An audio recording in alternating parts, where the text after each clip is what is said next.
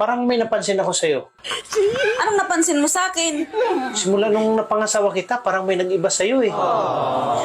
Anong nag-iba sa akin? Parang naging sakang ka na. Bakit? Nagtatanong ka pa? Ikaw ba naman araw-arawin eh? Ganun ba pag araw-araw? Oo. Sino ba namang hindi masasakang kung araw-arawin ka ba naman? Buti kong maliit. Hindi naman kita yung araw-araw ah.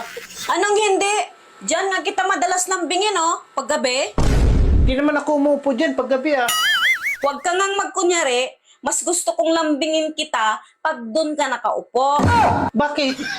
Anong meron dyan? Pag dyan ka kasi nakaupo, parang ang liit ng size mo.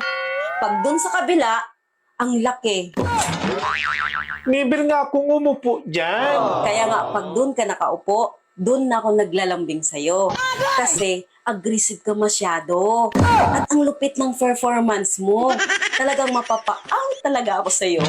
Hindi nga ako umupo doon, kailanman. Eh, sino bang umupo doon? Kakambal ko yung umupo doon, galing probinsya.